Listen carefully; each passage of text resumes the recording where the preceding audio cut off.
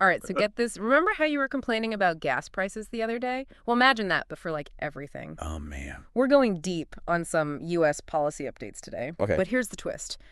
We're seeing it all through the eyes of a Korean news source. Interesting. So, like, we're getting a different perspective on things. Exactly. It's like eavesdropping on another country's take on what's happening here, you know? Yeah, you might catch things you wouldn't normally. Totally. And the first thing that jumped out, Trump is going on a tariff rampage. Like, seriously. Oh, boy. Here we go again. He's slapping a 25% tariff on stuff coming in from Mexico and Canada. Wow. And he's raising tariffs on Chinese goods to 20%. Mark your calendars, folks. March 4th is when it all hits the fan. So what kind of impact are we talking about here? Oh, it's not just some policy thing in Washington. This is going to hit your wallet. Yeah, I was going to say this has got to affect prices, right? Big time. Think about it. That new phone you've been wanting, way more expensive. Groceries, car parts, you name it, it's going to cost more. And that's just the beginning. Yeah, what about retaliation? Don't you think Mexico and Canada will hit back with their own tariffs? Of course they will. Yeah. And that could snowball, man. Impact businesses, jobs, the whole shebang. It's a risky game for sure. Well, the source says Trump's reasoning, especially for the Mexico and Canada tariffs, is the whole drug trafficking situation. Right, fentanyl and all that. Yep. He's basically saying, you guys got to do more to stop the drugs, or I'm hitting you where it hurts. Interesting strategy. But will it actually work? I mean, will it really reduce drug trafficking, or will it just make things more expensive for everyone? That's the million-dollar question, isn't it? It is. It's a complex problem, that's for sure. Okay, so next up we've got this Supreme Court decision. Sounds like a win for Trump on the surface, but it's about freezing $2 billion in foreign aid. Whoa, wait. $2 billion? What's the story there? Right. I was like, what is going on? So this money was already set aside, you know? Yeah, through USAID and the State Department, right? Yeah. They do a lot of important work all over the world. Exactly. Helping out after disasters, boosting economies in developing countries. It's a big deal. Huge. So what happens now that this money is frozen? Well, the source mentions that American companies who are supplying things like medical supplies or building materials, they're in trouble now. Some might even go bankrupt. That's awful. And what about the people who are relying on that aid? Don't even get me started. Communities struggling with poverty, hunger, disease. It's a huge ripple effect. It's heartbreaking. So how did this even end up in the Supreme Court? Apparently, a bunch of organizations sued the Trump administration, saying they didn't have the power to just withhold the money like that. Makes sense. Right. Congress controls the purse strings, right? Right.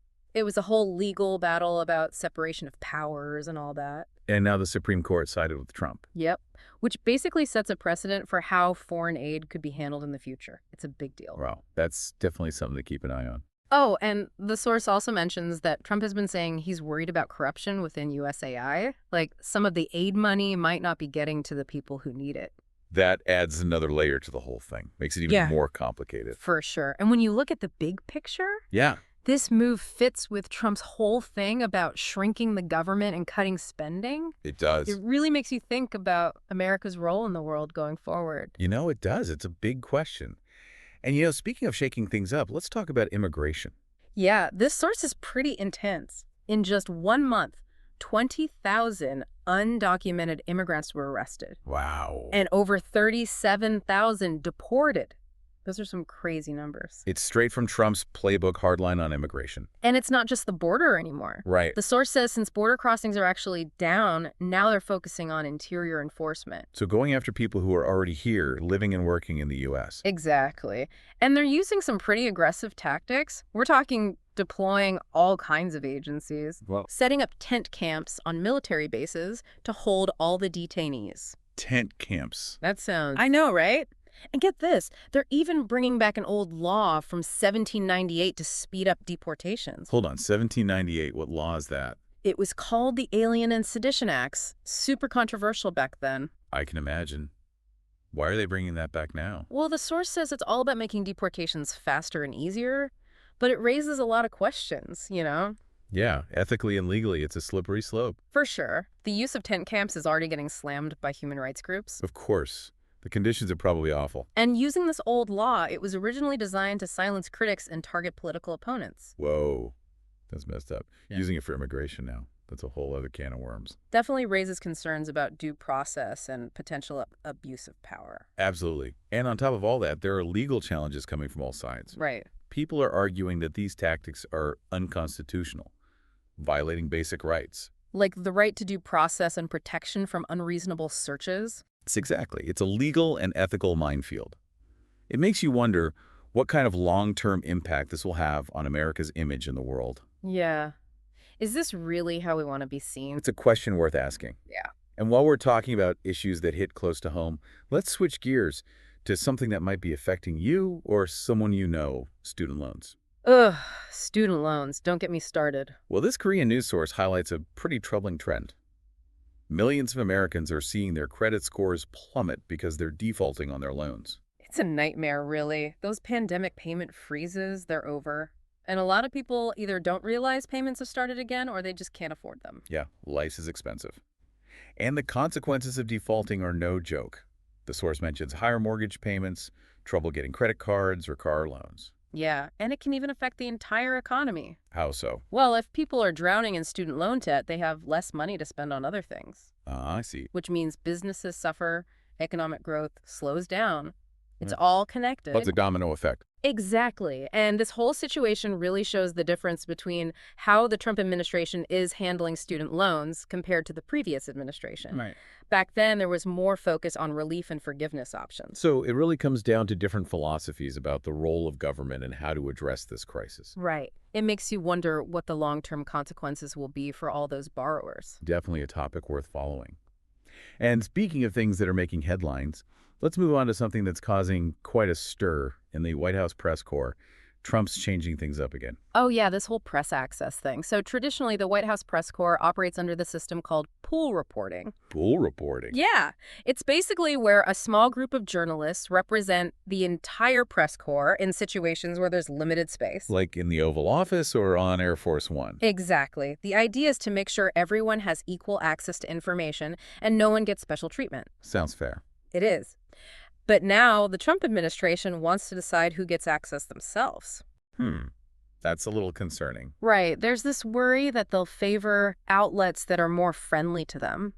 You know what I mean? Oh, I see. So it's about controlling the narrative. Pretty much. Huh. And that raises some serious red flags about freedom of the press and the public's right to unbiased information. Absolutely.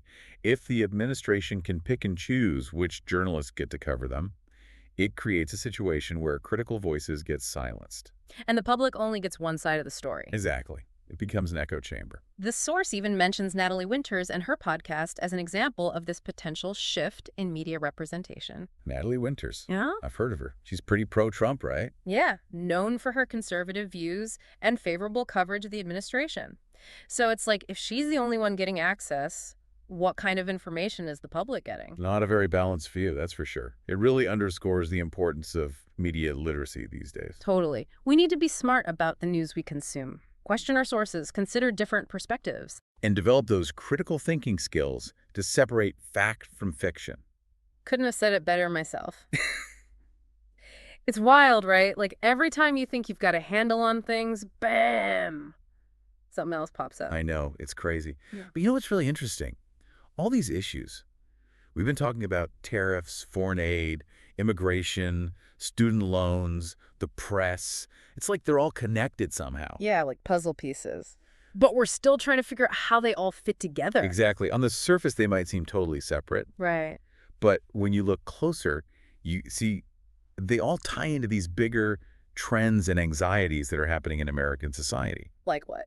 Well, think about it. Student loans and immigration might seem completely different at first. Yeah. But they both connect to economic insecurity, political divisions, and the whole debate about what the government should and shouldn't be doing. That's true. It's all intertwined. And the way these issues are being talked about, both in the U.S. and internationally, like we've seen in this Korean news source, Yeah. it shapes how people see things. Yeah. It influences decisions, and ultimately it affects people's lives in big ways. So what does all this mean for the average person?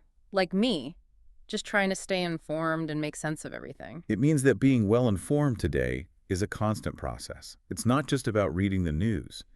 It's about actively engaging with the information out there, Okay. seeking out different perspectives, and being open to challenging your own beliefs. You make it sound like you need a PhD in current events just to keep up. Well, maybe not a PhD, but you definitely need to be a critical thinker. Sure. The information landscape is always changing, so we have to be smart about how we navigate it. That's a good point. So as we wrap up this deep dive, any final thoughts for our listeners is something they should keep in mind as they continue to explore these topics? I'd say don't be afraid to question everything. Question the sources you're reading, question the experts you're listening to, and yeah, even question your own beliefs. Question everything. Exactly. The more we question, the more we learn, and the better prepared we are to make informed decisions about the world around us. I like that. Well, thanks for taking this deep dive with us, everyone. We hope you learned something new and are feeling inspired to keep learning, keep questioning, and keep engaging with the world around you.